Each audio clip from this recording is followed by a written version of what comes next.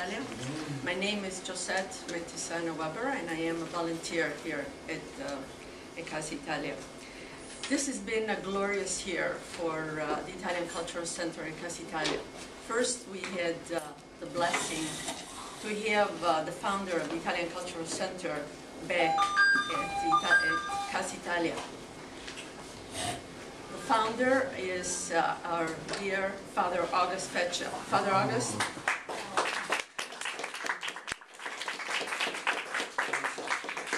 He's back here after a long absence, here where he belongs, at Casa Italia. The second blessing that we have had this year has been our new chairman, Tony Turano. He has been incredible in encouraging and responsible also for all the wonderful things that are going on right now at Casa Italia. The arts have flourished. The arts are flourishing here at Casa Italia, thanks to his guidance, his leadership, and his vision of Casa Italia. And the third blessing that we have, you know that is Dominic Candeloro, who's been a staple in Casa Italia, the Italian Cultural Center, for the last 4 decades. So you know Dominic Candeloro. Who does not know Dominic Candeloro in Chicago? Who has not gotten an email from Dominic Candeloro? I say to Dominic, you know, the emails at Casa Italia have to come from the central office. And Dominic says, I only send them to my friends. I say, yeah, but your friends are 10,000 people get your emails. He is an incredible man, and we are very lucky to have him. And he is a prolific writer. He is in his 11th publication. The Reconstructing Italians in Chicago is the 11th publication of Dominic. Dominic and Fred Gardaphe are co-editors of this book. Fred Gardaphe is another great historian of Italian culture. We are proud of Dominic for his accomplishments.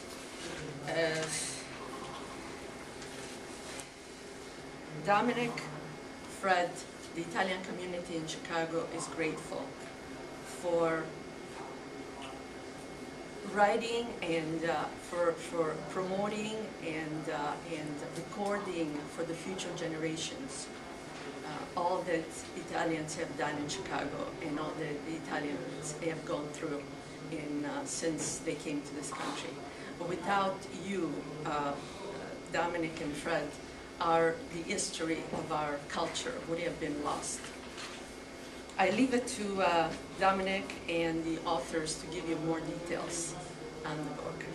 And I'd like to introduce our wonderful chairman, Tony Turano. You want to say something now or later?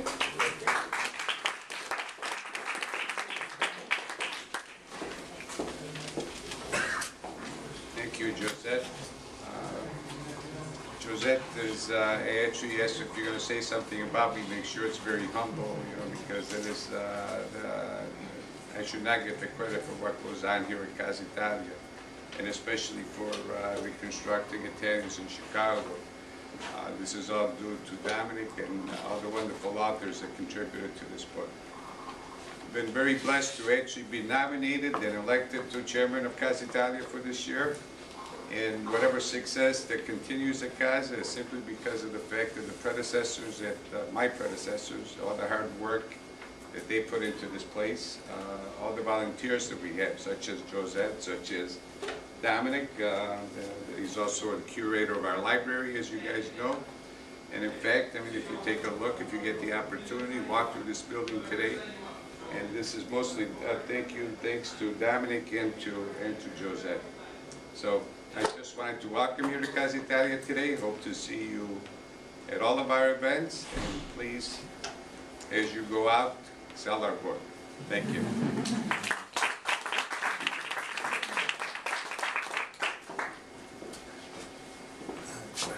We're waiting for Tony Fornelli. When he comes, you can all have a glass of Prosecco. we'll do a toast to the new book. I asked Father Vecchi if there was a Catholic blessing for the launching of a book, and he said no, but there is a Jewish blessing for everything. So I'm going to ask Father Vecchi to do a Jewish blessing for our book. Can you do it, Father? I mean, we're descendants of the Jews, aren't we? No, we are not the descendants of the Jews, but we are first relatives. Jesus was a Jew, though, wasn't he? Yeah, but I'm not. First of all, let me say it's a wonderful thing that you are initiating this trend to publishing book, to do publication, because it is much better than, we do have all kinds of conferences and meetings and so on and so forth, but we generally, we listen with both ears sometimes, then we walk out and we tend to forget. A book is there. Even if you don't like it today because you got a headache, you might want to read it tomorrow or the day after, or it's going to last for a long time. So really, it's a good thing that you're doing. God bless you. Thank you. Is that the blessing? Is that Lord, give us your wisdom. You are the God of wisdom and love. We need your help so that we may enlighten our people to recognize the many gifts you have received, and give a special blessing to all these people who are making every effort to keep our traditions, our faith, our culture. Bless our state and bless the government, also those, and all those who will take part in the Columbus Day Parade and in the unification of Italy and in the unification of our community. God bless you, the Father, the Son, and the Holy Spirit. Half Jewish? Okay, yeah, that'll work, that'll work. I hope encompassed in that blessing was assured big sales, because if we don't sell 300, my name is Mud, so I might have to change it. Anyhow, most of you know the history of this book, but I'll go over it again. First of all, there was a conference that took place in 2008, and we had a lot of support for that conference. The National Italian American Foundation gave us about $5,000, I think it was $5,000, I remember, to put on the conference. The Casa Italia supplied all of the backup for it, a lot of in-kind contribution, and the space to hold it. We had the Illinois Humanities Council, which gave us, I think, a $2,500 grant. And then SACA gave us $1,000, and several individuals, God bless Leonard Amari, who couldn't be here today, but he contributed specifically to this, and a number of clubs. Even my Mutual Benefit Society in Chicago Heights, the Amazzano Club, gave us $100, not to leave out Loyola University and some other places. So we had some good support, and I had a great idea we'd get Rudolph Vecoli to be the keynote speaker, and we tried to bring together all of the writers who've done writing about Italians in Chicago. And it would be fantastic. But I called Rudy in February before the May conference, and he informed me that he had terminal illness and couldn't be there. So that was a big blow. And then another blow was we had intended to have Tina DeRosa, the author of Paper Fish, but she died during that winter. And so, well, I thought, well, we got to go forward with this, and we held a conference, and we flew some people in for this and that. Gary Mormino came from Florida, Roseanne Rabiola came from Nevada, Chicky came from California. And so we had the conference over a couple-day period. I think the conference illustrated the potential that Casa Italia has for hosting conferences. We've got a lot, we've got a very good physical plant. Some people might think it's old, some people might think the roofs leak here and there, the electrical isn't as great as it could be, but bottom line, this physical plant has an awful lot of potential. We could hold national conferences of the Catholic Federation or whatever here, and we've got all those sleeping rooms and we have all these meeting rooms. So part of the conference was to kind of test that idea. And we got a decent attendance, and we made a little money on the conference. We ended up, I don't know, Daryl's here, God bless Daryl, who's been our accountant on this, all this money, because my apologies to all the accountants in the audience. That's not my forte. As long as somebody else is willing to do it, I'm happy, because I don't want to have to do it. Anyhow, Daryl kept the books, and we ended up with some money left over, and I said, we got to publish this as a book. And so I intended to do it in 3 months, but then I got sick in 2008, and I was laid up for quite a while. Then I got involved in the publication of this, the Italian version of my narrative of Italians in Chicago, and that meant a trip to Italy in 2010, and that distracted me. And then I got sick again, and then we recovered again, and finally it's here 3+ years later. It ain't easy trying to edit 30 different authors who come from different disciplines, who capitalize differently and spell differently and all those other things. So it was a big headache, and it was a pretty costly editing process. But of course, I subsidized it with my time. We got to print, and here it is. Very proud of it. It has a lot of potential in my mind. First of all, it's a publication of Casa Italia. This is the second publication. The first publication took place about 40 years ago when Father Feccia, and I still remember this, he had this offset printing, or I don't know if it was offset or whatever. He was actually printing the pages himself, and the book was, does anybody know what the book was? Gente Mia by Joseph Tusiani. And this is an excellent book. It's about Italian Americans. It's poetry that you can understand, and it's very, very beautiful.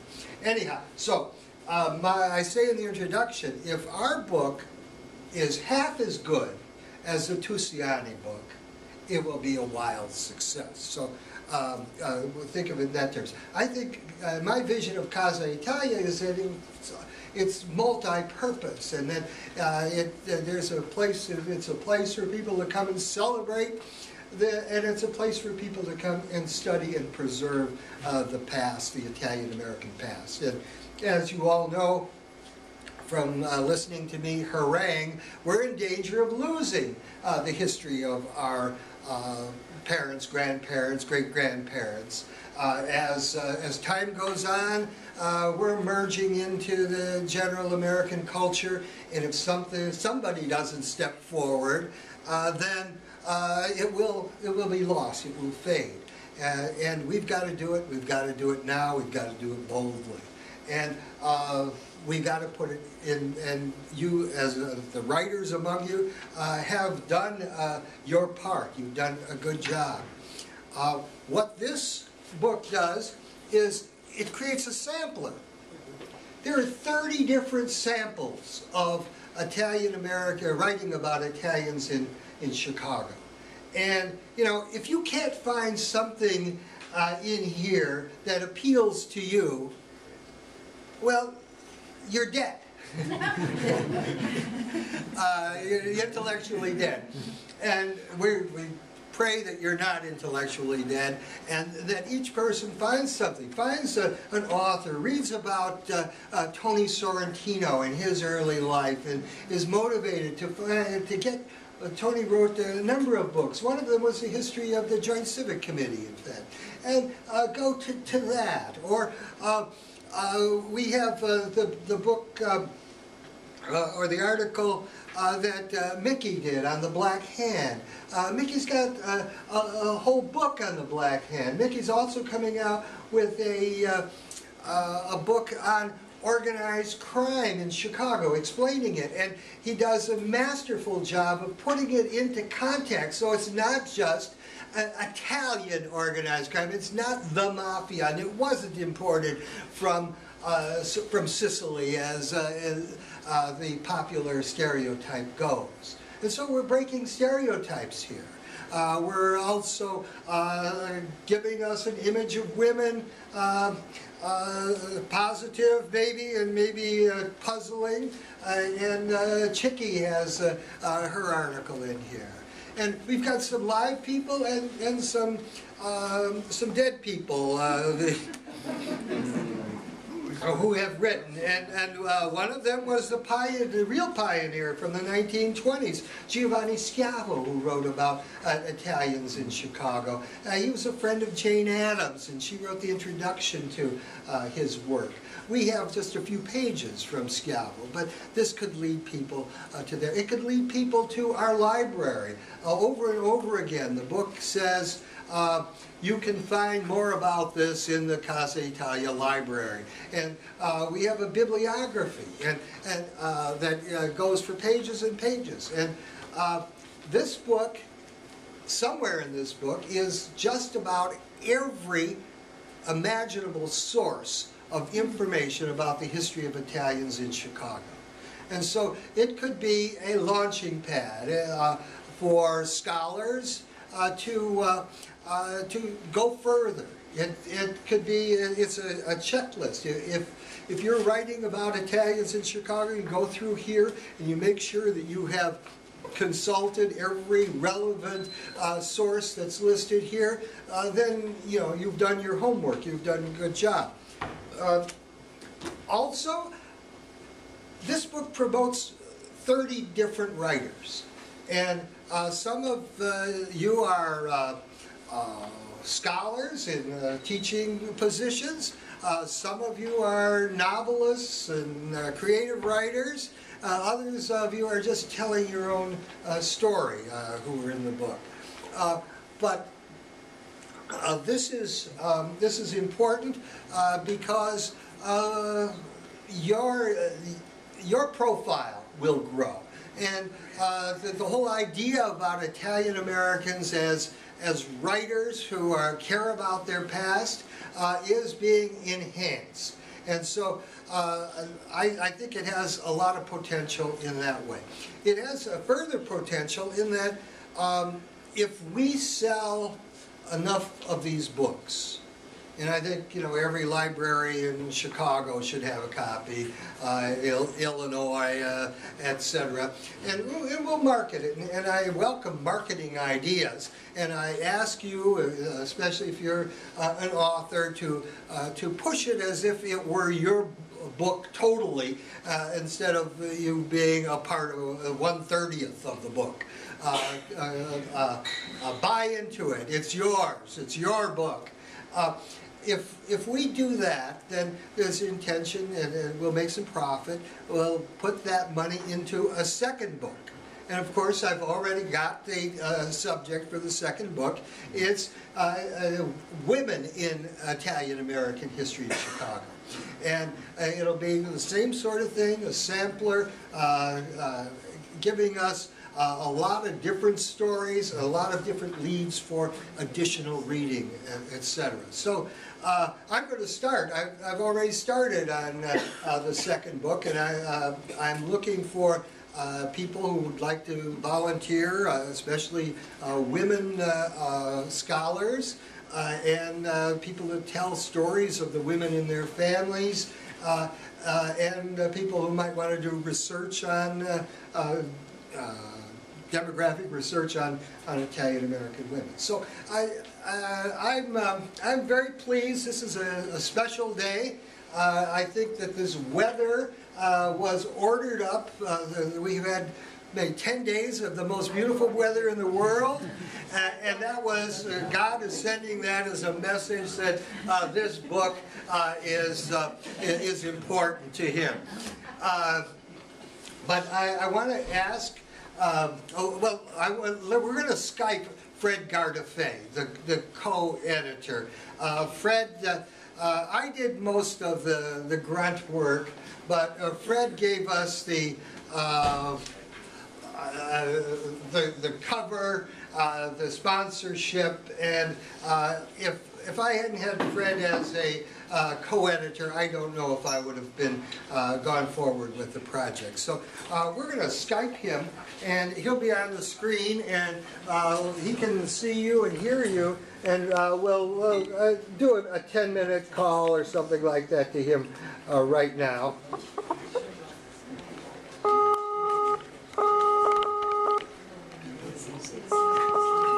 I hope to God he's there. Well, oh, it dropped. Well, best laid plans. He might be running. Here he is. There. Fred, welcome. Welcome, Dominic. Congratulations on the beautiful book. Okay, we've got a group here in the Florentine room. You might remember the Florentine room. I see somebody waving back there. Must be Chicky. Yeah, it is Chicky. Okay. So, Fred, what are your comments? You don't have the physical book, but you've seen the digital version. I think, well, I've been thinking about this a lot. You know, what's the reason for this book? And, you know, one of the reasons I didn't move out to New York was because I was concerned that New York was always being represented as the Italians of the United States. Whenever somebody did a study that got attention, whenever somebody did a film, it was always the New York Italians. And, you know, and it was that Lower East Side voice of Edward G. Robinson and Paul Mooney that made the, you know, the New York Italian American the gangster for all of America. And the tendency is for people to, especially the people in New York, to think of the Italians of New York as the Italians of the United States. And so when I came here, I was very, very hesitant to, you know, participate in that, and I've been fighting it all the way. And it's hard to fight it without evidence of the work that happens in other places. So now this book, I think, will be one of the defining points of there are more Italians in the United States than what happens in New York, and that we are just as qualified to be considered serious artists as anybody else around the United States. So I think this is an important book in that sense. This is the first anthology of Italian-American writers from Chicago. I mean, it's, you know, most of the other, even I've been involved with creating anthologies, and we've gotten people from all around the United States. So I think on those 2 points, this first anthology of Italians from Chicago and the idea that it represents, you know, Italians that are different than the Italians in New York. I mean, one of the things that happens to me all the time when I am in New York is that I'll give a talk, whether it's a group that's protesting Jersey Shore or something else, and they say, well, we're not so much worried about Jersey Shore, about the Italians in New York believing these stereotypes that they see on television. We're worried about, you know, the people in the West, like in Chicago. And I have to get up and say, look, we're not idiots in Chicago. We know the difference between reality and stereotypes. And you people have this kind of notion that you are the only ones who can be the arbiters of what is and what is not authentic Italian behavior in the United States. And so I think this book will go a long way to that. Now, the only thing we need to do is we need to get this book out there. I know you and I are going to be in Washington, D.C. in a couple of weeks, and that should help. I'm sure when we're there presenting the book, people are going to come for the first time and say, "Oh, Italians in Chicago. What do they have to say?" So I'm looking forward to that and to bringing the book all around. I mean, everybody in that room needs to take this book and bring it and see if they can get it to the next, zip code area outside. Because even the Italians in Chicago, the Italians in the suburbs, most of the Italians in New York now live in the suburbs of Long Island, which is where I teach. Actually, I teach at Queens now. Which technically is on Long Island, but they don't like to admit that they're on Long Island. So that's some of the initial thoughts that I've had in thinking about what makes this book different from anything else. I also think the variety of voices. I mean, at first I have to say, Dominic, I was a little worried about you putting everybody into this book. But as I began looking at the different chapters, every voice is different. Everybody comes from a different perspective. And you don't get this. I mean, usually when you get an anthology, you get all the creative writers or all the poets. And, one after another, they may have different ways of presenting it, but it's all the same genre. So you have this, personal stories, creative stories, histories in there. To me, it's, I could teach a whole course based on this book. And I think I'm going to try to teach a Chicago course in New York. I don't know if they'll throw me out of the university for that. I used to teach it when I was at Columbia College. Fred, but I think everybody has a glass of Prosecco. And we're going to toast the publication of Reconstructing Italians in Chicago. So, 1, 2, 3, salute!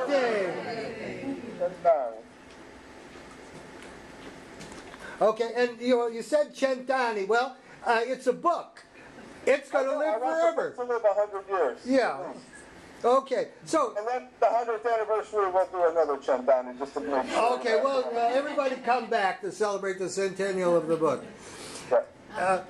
And Fred, I hope that you'll help us in the future as we publish more books. I've already decided that we're going to do an anthology on Chicago Italian-American women.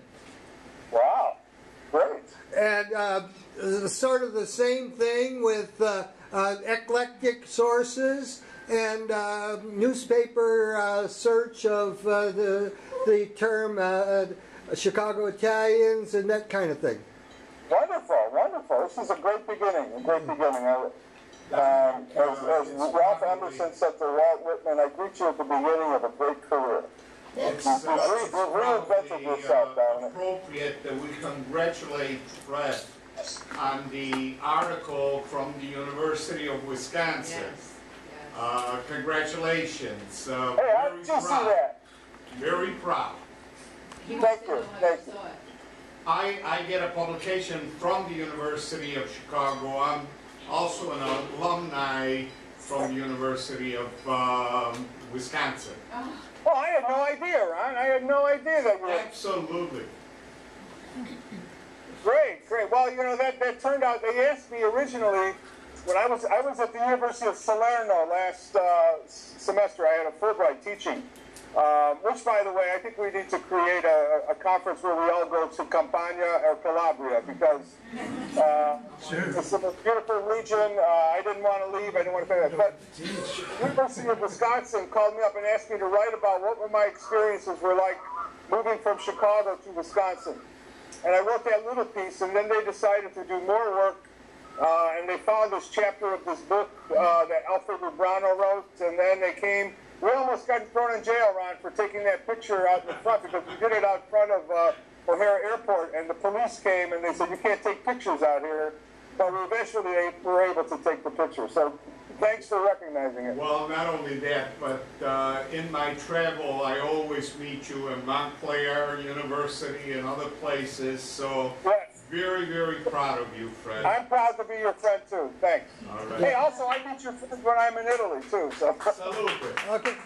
For anyone who doesn't know, Fred is a distinguished professor of Italian-American Studies and English at Queens College and is part of the Calandra Italian-American Institute. And I wish I was a part of the Candeloro Italian American Institute of Chicago. Oh, okay, well, that's another story. No, job at Northwestern or Chicago or Loyola or even Wisconsin, who knows? Okay. That's my goal, is to come back and bring all this great Italian American studies that we do here, bring it back to Chicago. Because I never wanted to leave Chicago. I did it because I knew that if I came here, I would be able to create things. And I'd like to be able to bring that back someday. That's my goal. I'm not going to retire for a long time. Vince Romano is here, and I think he's willing to fund it. I don't. Thanks for your support with our Hall House mission, trying to get them to recognize that the Hall House neighborhood really is consistent. Absolutely, of mostly Italian absolutely. Americans. I appreciate that.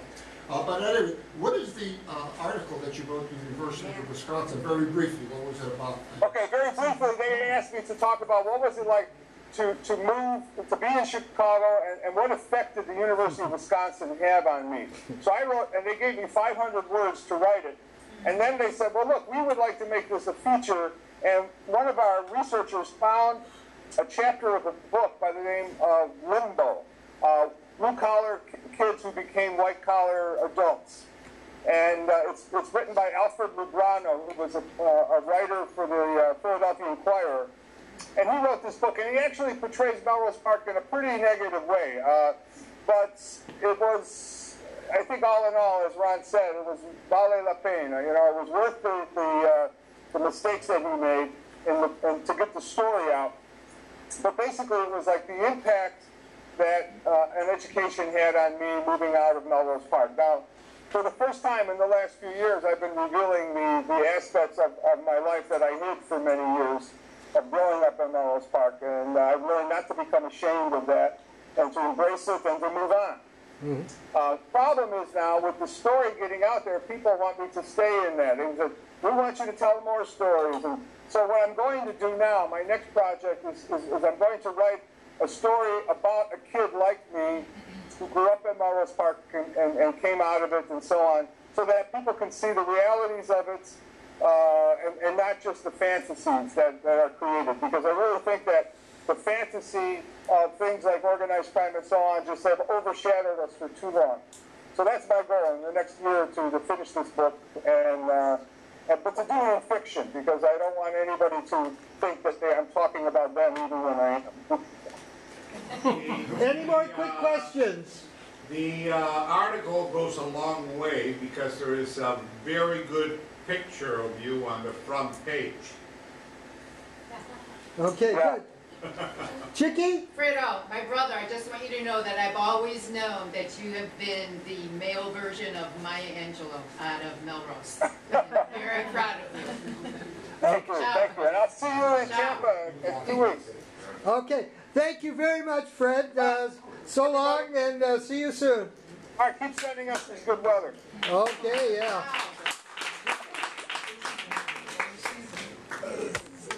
So, let's move on. I see Tony Fornelli, who has a chapter in the book. Tony, would you come forward and say a few words about the project in general, or you can talk from there if you like.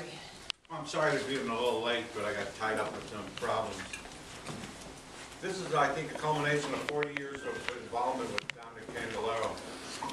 He's a gem in our midst that people don't understand and appreciate as much as they should. But I think when we started at the University of Illinois, Circle Campus, we haven't stopped since that time. It was 40 years ago. I urge all of you, you know, poor Fred had to go to New York to be recognized as a national figure. We don't have a seat of learning of Italian extraction in any major college in this area. And why don't we do that? Because there are no people willing to dig deep in their pockets and form and fund a seat of wisdom at Loyola or DePaul or one of those places. It takes money to support this kind of activity. I look at it as, I'm a lawyer. What I write, what I do, long forgotten. But what these authors and these writers put together will be remembered for the rest of our lives and beyond that. They're chronicling the story of the Italian-American experience in this country. And maybe a century from now, people will look back and say they thought about it, they did it, and they put it together. What we have to do is be the Medicis of our era. Fund them. Those of us who can write. Those of us who can't, fund those who can. Dominic, again, I think you've done a hell of a job with this program, and keep up the good work.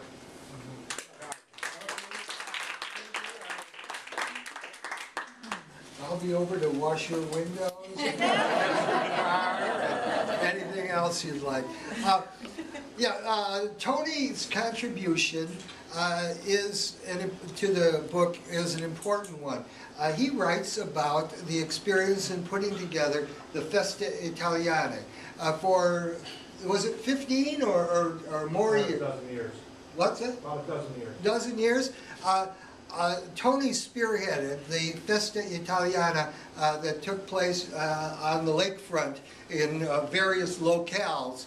And this was an important, they gave away millions of dollars to the Villa Scalabrini, to the Italian Cultural Center, and other charities.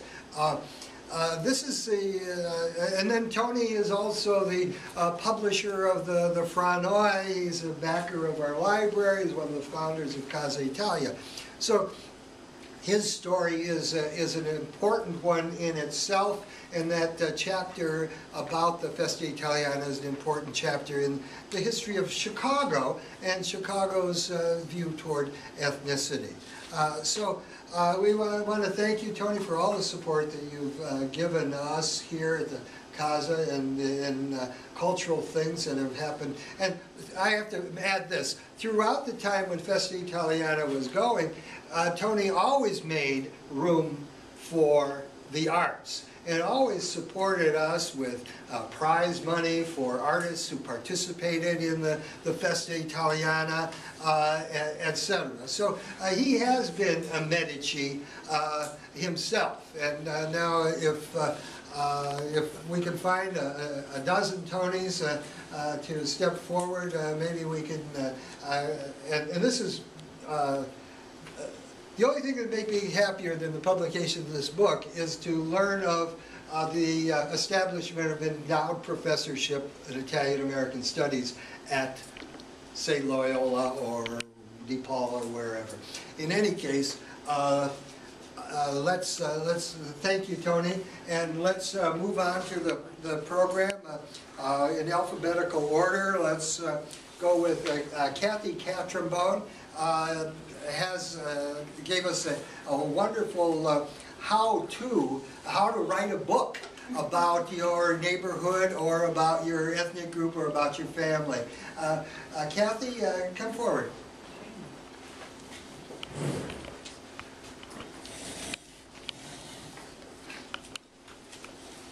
Hi, my name's Kathy Catrombone, and with a fellow journalist, Ellen Schubart. Turns out her mother, they're Jewish, but her mother grew up on Taylor Street, and we did not know that until the book was done. We couldn't believe it. Anyway, we were talking one day at an Italian restaurant on Taylor Street, and I said that I really wanted to write a book about Taylor Street, and I knew, like Dominic was saying and Fred was saying, that you have to do this now because so much of our history has been lost. And she said, "Oh, I'll help you. I helped somebody else write a book." And so we proceeded, and Taylor Street, Chicago's Little Italy, came out in February of '07. And for Arcadia, the same company that Dominic has done books for, and Peter, is he? Oh, Peter's not here. He was just here. Perot just wrote a book.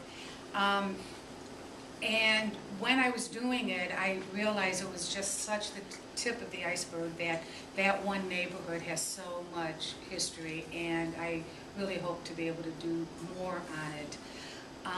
The most heartwarming part, of course, was meeting people, and also, as Dominic was saying, this next project, Italian-American Women, I was impressed of some of the local businesses that we know in Chicago, what the Italian-American women did, even though it might have been the husband who was the front person, but there are a number of Italian-American women who really helped push some of the businesses that we know today. The book is still selling well, knock on wood. And I do occasionally meet people who say, who thank me for doing it, and that just really makes me really, really happy.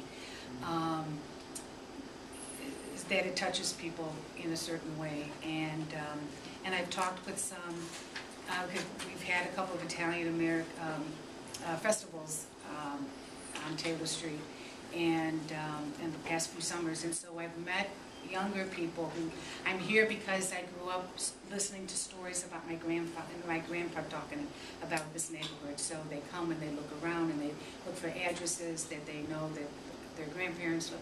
And so it's really nice to see that connection, because I see it in my own family with the third and fourth generation, how you start losing that Italian, that we're Italian Americans, but as we go on, some of our younger relatives are American Italian, and so it's so my goal is to switch it back to you're Italian American, and books like the Taylor Street book and everything that Dominic does, and of course this book, I think is really going toward that goal, and the really important books to do. So thank you.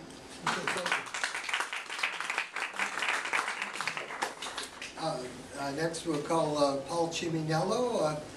Paul, tell us a little bit about your involvement in the book and your story in there, and your picture. First of all, Dominic, I'm used to with the microphone. Oh. Whether I'm on radio, whether I'm with the orchestra, not because my voice is not loud enough, but because I sound sexier over it. Oh, okay, well, we'll have to get you a mic. Then I have a question before I go on. I'm not a senior citizen, but my wife is. Is there a discount for senior citizens? Oh, sure. We made the print a little bit larger for you than it was going to be. Okay, the other thing is, when I came here, was it in 2008, to speak?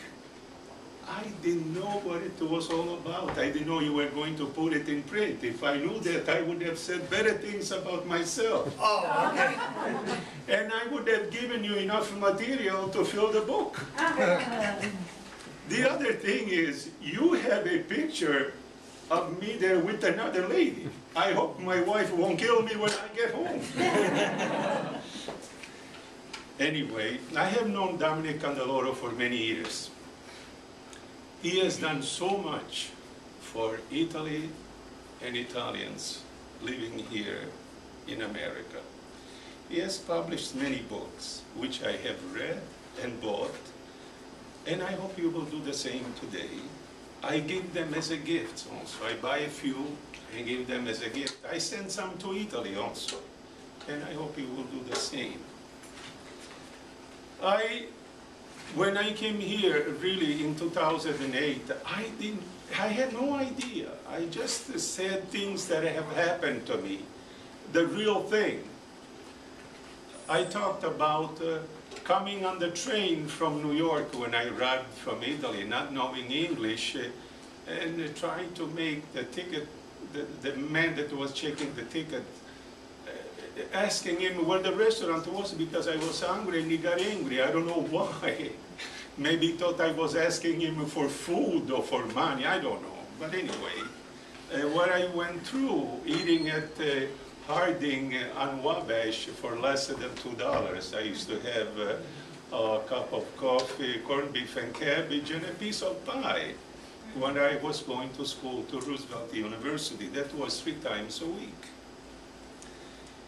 All the things that I have done that, to me really didn't mean that much, but Dominic found them interesting enough to put them in the book. I have not read the whole book because I just saw it today.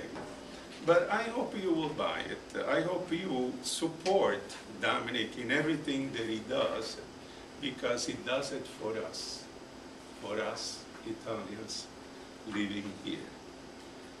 I don't know of any other person who has done as much as Dominic Candeloro. So before I leave, again, I remind you to buy the book, and please give Dominic a nice round of applause.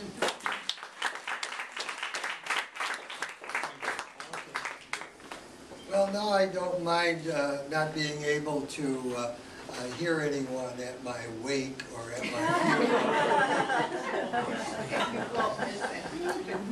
my Annette Dixon participated in the publication of another Arcadia book on Italian-American women on the South Side. And I want her to come up and tell a little bit about her article, and come on forward, and about what it means to participate in this anthology. Well, Dominic, first I have to thank you again for putting this book together. Well, without you, we certainly wouldn't even be here again. And the idea of having another book out is really mind-blowing. It just blows my mind, because I thought, wow, you are going to take an undertaking that you would have never have taken in your life in doing the women. Yeah, one thing leads to another. That is unbelievable, because let me give you some little downfall on some of this stuff. First of all, the book, Italian-American Women of Chicagoland, was written by a group of women on the south side of Chicago, of the suburbs of Chicago, and it was written for one reason. I would say about 13 years ago now, I asked a sister, Mary Ventura, who is a Springfield Dominican nun, if she'd like to start an Italian-American group with me. And I said, if you can get some people, I'll get some people, and we'll see if we can formulate this group. And we did.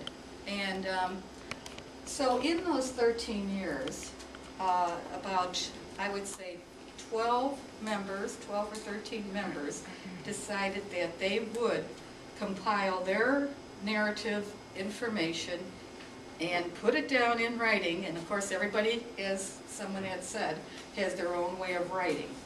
There are writers and there are people who can narrate. Well, we decided that this book, if we can get published, will be a book about Italian-American women of Chicagoland. Because most everything in that book would be about people, our grandparents and parents from Chicago. Most of us originated from the Chicagoland area, moved off to the suburbs. Okay, well, anyway, so we did all of that. Consequently, what happened then was we were trying to get enough information about women, Italian-American women. Well, we didn't come to Casa Italia here, but we did go to libraries. And of course, I had a special person who I knew at the Oakland Library who gave us a lot of information. And when I say a lot, it was a lot about the whole United States, maybe 25 women of recognition. People who have, you'd know Liza Minnelli or Sophia Loren, people like this, you'd know them. Okay, so then it came down to, well, how are we going to get these people from Chicago here? How are we going to know about Ferrara and different women? What's the I'm losing it. The woman who was fighting for the neighborhood, Taylor Street. Florence, right. And so, I thought, how are we going to get more of these women from Chicagoland here to write about in this book? Well, we couldn't. We didn't find it. There might have been 2 or 3 paragraphs on someone. That was it. And so we wrote about our grandparents and our mothers, and that's how come our book became a narrative type book. And thanks to Dominic, who we invited to our meeting one time as a speaker, we knew there was an author, a publisher out there. I personally own 4 newspapers. It's called Village View Publication, and I've owned it for about 38 years now, 30-some years. But anyways, the fact of it all is I'm not a writer, I'm a business person. I keep this paper going. I hired the best writers I can get. But, so anyways, this book to me was a real chore. I mean, just even editing it was a chore. So the book is still around, and if Borders will stay around, the book's still around. It's called Italian American Women of Chicagoland. People have picked it up. My whole theory was, how are we going to get around this? Well, how are we going to keep this in circulation forever? So my theory was to get it in every library in the city of Chicago. That's exactly what needs to be done with this book. This is very important, and if each one of us donates one book to their library, it'll get in, but if we can get the, what do you call, the ordering, the person that does the purchasing person. Acquisitions, yeah. Yes, then you can have, then they purchase the book for every library. Okay, well, our book is in 3 libraries in Chicago. It's in Mount Greenwood, it's in Wicker Park, Bucktown, and it's in Harold Washington Library. Thank God somebody donated it, because I don't know how it got there. I was glad. They didn't purchase the books from us. But anyways, the book is out there. We've had 3 books already. And the reason why I'm talking about our organization is because my particular story is not in this book. I selected someone who I thought would be well known, someone who I think is renowned, and they're out of Bridgeport. So that is the city of Chicago, and that's why I selected the person. It's the Nampanillo family. And the Nampanillo family, I don't know if they still own property out there or not, but I'm sure they do. But the Nampanillo that I know, 2 of them that I know, is Mary Jo Nampanillo Noonan, who is the clerk of Lyons Township. Oh, okay. Okay. And the second Nampanillo I know is Lori Cardellano, who's a part of the Italian American Women's Group. So I won't go into her story, but her story was selected to be in this anthology, not mine, because mine